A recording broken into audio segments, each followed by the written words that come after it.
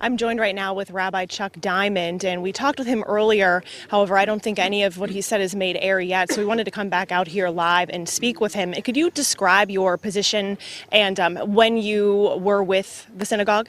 Yes, I was the rabbi of Tree of Life for the Simcha, which is for 7 years. We were merged together. Before that, I was a rabbi for the Simcha. We shared the building for 3 years. Where were you when you found out?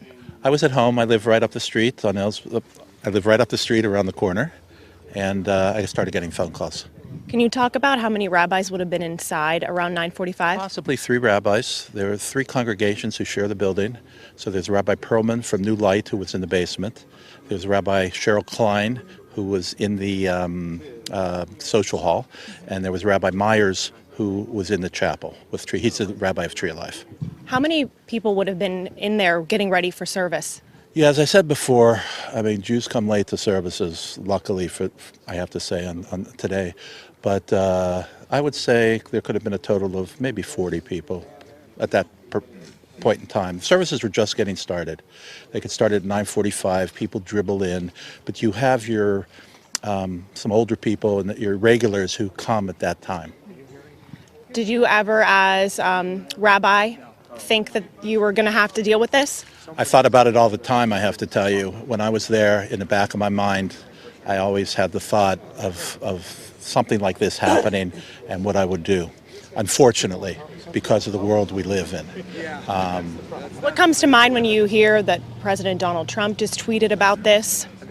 Well, again, unfortunately, it happens too often in this country and around the world that these things happen. So, and it affects us all. So I'm glad that he tweeted something, and hopefully he'll take positive action. Since we last talked to you, have you learned anything else from anyone that was inside whenever the gunman entered the synagogue? I did hear about someone who was killed, but I don't want to divulge who that was, but it made me cry because I love this guy, and he's a very special guy. Possibly victims could range anywhere from people that were just in there for services to people that have a position of power within the church? Yeah, in the synagogue. Or synagogue? Yeah, it could be someone dropping off their parent too, possibly. But it sounds most of the people are probably there for services in some way. And I had asked you about what you taught when it comes to hate. Right. When you're hearing that this possibly could have been hate-driven, what do you say to that? Well, look, there's hate in this world, but we have to have tolerance. And I try to teach tolerance to all people, even if they disagree with you. And, you know, there's different ways to observe God, and there are different paths to take, but we just have to try to be tolerant. Because of the hate, we have to fight hate by doing good things. We call them gemilut chasadim, acts of loving kindness, or living with chesed, with righteousness. And it's, I think, the best we can do. When you were there as rabbi, had anyone ever targeted the synagogue in any way? Not that I can recall. We had there were security meetings that were sponsored by the community, and when one organization is targeted, we all feel targeted, I have to say. But I don't remember any specific incidents at the synagogue. There was a feeling of security when you come to your sanctuary. It should be like a sanctuary. It should be somewhere you feel secure. But when you're responsible for your congregants, there's always that thought. Any idea when you'll be able to touch base with the rabbis that were there?